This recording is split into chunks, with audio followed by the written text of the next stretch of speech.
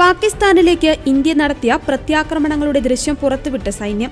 Time stamp അടക്കം വെച്ചാണ് ദൃശ്യം പുറത്തുവിട്ടിരിക്കുന്നത്. 2 ദിവസമായി പാകിസ്ഥാൻ ഇന്ത്യക്ക് നേരെ ഡ്രോൺ ആക്രമണങ്ങൾ ഉൾപ്പെടെ നടത്തുകയാണ്. എന്നാൽ പാകിസ്ഥാന്റെ എല്ലാ നീക്കങ്ങളും കള്ളപ്രചരണങ്ങളും ഇന്ത്യ ശക്തമായി എതിർക്കുന്ന വാർത്തയാണ് പുറത്തുവന്നിരിക്കുന്നത്. പല ആയുധങ്ങളും ഉപയോഗിച്ചാണ് തുടർച്ചയായി പാകിസ്ഥാൻ ആക്രമണങ്ങൾ നടത്തിയതെന്ന് സൈന്യം വ്യക്തമാക്കിയിട്ടുണ്ട്. ശ്രീനഗർ, ഉധംപൂർ, പഠാൻകോട്ട്, ആദംകോട്ട് അടക്കം സൈനിക താവളങ്ങൾക്ക് നേരെ ആക്രമണമുണ്ടായി. കൃത്യമായി അതിന് ഇന്ത്യ തിരിച്ചടി നൽകിയെന്ന് കേണൽ സോഫിയ ഖുറേഷി വാർത്താസമ്മേളനത്തിൽ അറിയിച്ചു.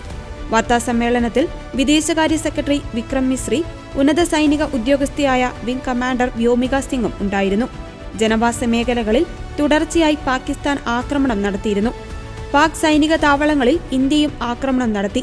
ലാഹോറിൽ നിന്ന് പറന്നുയർന്ന സിവിലിയൻ വിമാനങ്ങളുടെ മറപിടിച്ചാണ് ഇത്തരം ആക്രമണം പാകിസ്ഥാൻ നടത്തിയതെന്നും സോഫിയ ഖുറേഷി പറഞ്ഞു.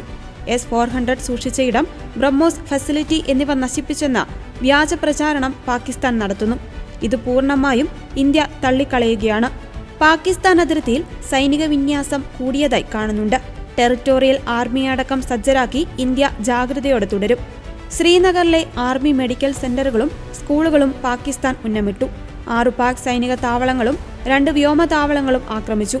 ഇന്ത്യക്ക് നേരെ ആക്രമണം നടത്തുവാൻ ഉപയോഗിച്ച ഇടങ്ങൾ മാത്രമാണ് തിരിച്ച് കൃത്യമായി ആക്രമിച്ചത്. അതിർത്തിയിൽ വെടിവെപ്പും ഷെല്ലിങ്ങും ഡ്രോൺ ആക്രമണവും തുടർച്ചയായി നടന്നു. ഇന്ത്യൻ സൈന്യം എല്ലാ തരത്തിലുമുള്ള ആക്രമണങ്ങളും നേരിടുവാൻ സജ്ജമാണ്. ഇപ്പോഴും എസ്കലേഷനാണ് ഇന്ത്യ ശ്രമിക്കുന്നത്. ഇന്ത്യൻ വ്യോമതാവളങ്ങളെല്ലാം സുരക്ഷിതമാണെന്നും ഉദ്യോഗസ്ഥർ അറിയിച്ചു. സിർസ, സൂരത്ഗഡ്, ആദംപൂർ അടക്കം എല്ലാ വിമാനത്താവളങ്ങളുടെയും ടൈം സ്റ്റാമ്പ് ഫോട്ടോകൾ കാണിച്ച സൈന്യം റൺവേകൾ അടക്കം സുരക്ഷിതമാണെന്നും വ്യക്തമാക്കി.